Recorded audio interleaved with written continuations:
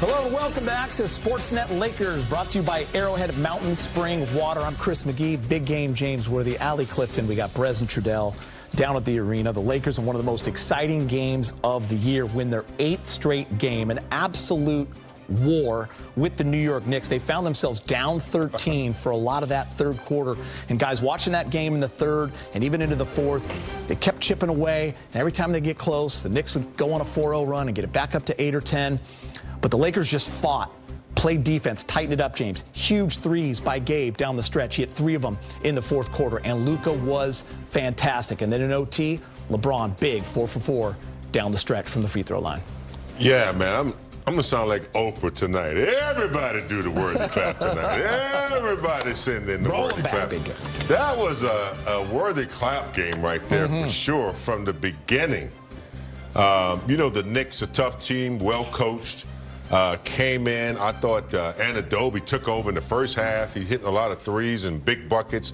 They had the lead up to 10, and it just looked like the Lakers couldn't hit anything. No threes, couldn't get a rhythm going. But if there's any word that, you know, describes tonight's game, it's the grind. It was pure grind and hustle, going up against a tough Knicks team. You're right. Gabe's big shots tonight. I'll let Allie run that down because she's the computer with tennis shoes tonight. But anyway, just a great game. A great game. Luka, you know, not shooting the ball well at first, continued to do his thing and hit some big shots to kind of engage the rest of the game. And then LeBron hit some big shots when they needed to come back. And Allie, I have to say that this is a great comeback game and a great game to win before you go on the road. Indeed. I just think of resilience, determination, focused, especially from the Lakers. Obviously, we heard JJ say in that interview going into the fourth that the energy, the effort level, the shot making that we've been accustomed to over the last several weeks wasn't exactly where we're used to it in that first half. But he preaches his message, and you see a different kind of life that the Lakers brought out in the second half. I just think, all in all, when you talk about grinding it out, a gritty, a tough approach and win, your stars are going to do what your stars are going to do more times than not, especially in the big games.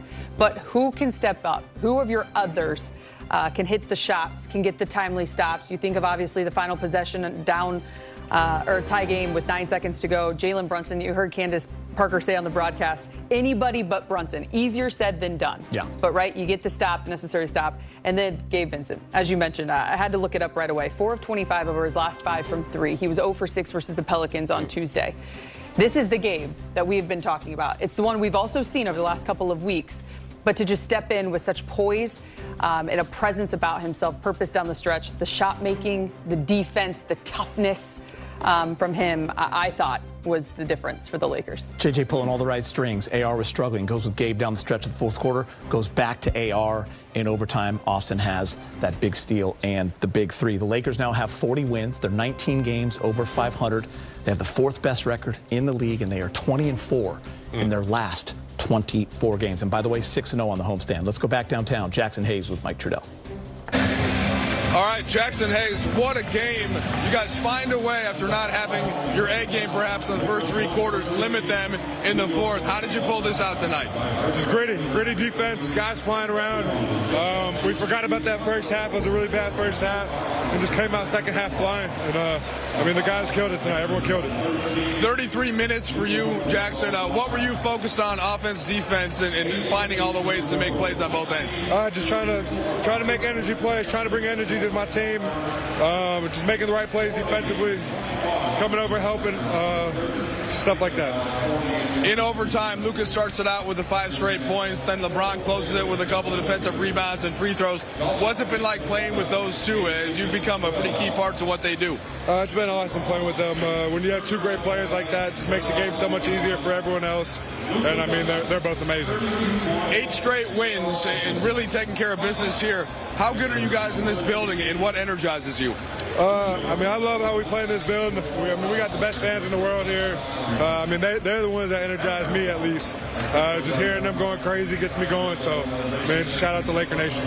Last one for you, Jackson. About to go on a tough 4-game road trip starting out in Boston. How do you take what you've done here and bring it onto the road?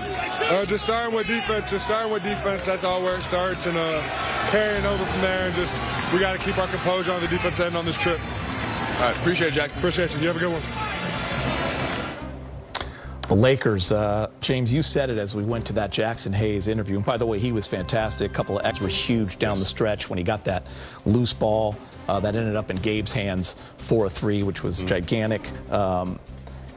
By committee for sure, but let's focus on Luka a little bit, guys. When you look, and we just showed this graphic a moment ago, when you look at Luka and LeBron, we talked so much about their chemistry and what it's done for LeBron James and just his ability to play off ball. We watched his catch and shoot threes tonight with Luka with dropping dimes. They combined for 63 points, 19 rebounds, and 20 assists, and that just seems to be the ongoing theme.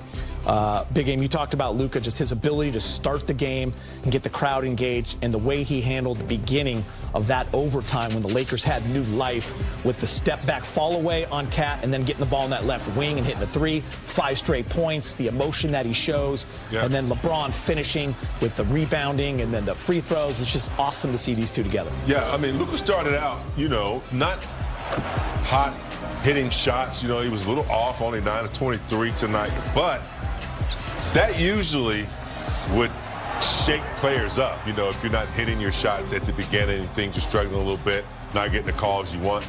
But he never gives up, man. In that overtime, Geeta, he just, hit some big shots, some big tough shots over Towns, too. They tried to put a size on him. Yeah. He also continued to get into the paint and, distribute from there. It was a grind, but his ability to be in the moment.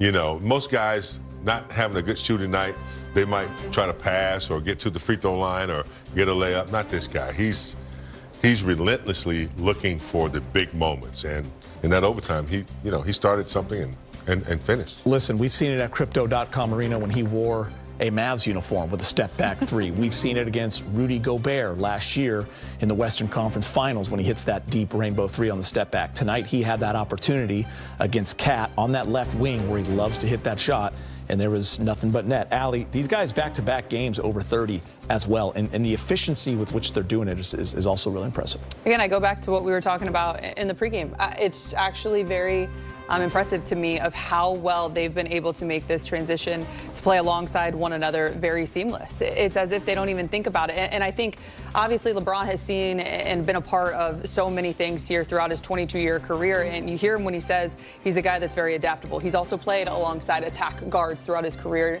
Obviously, Kyrie Irving, guys like Dwayne Wade.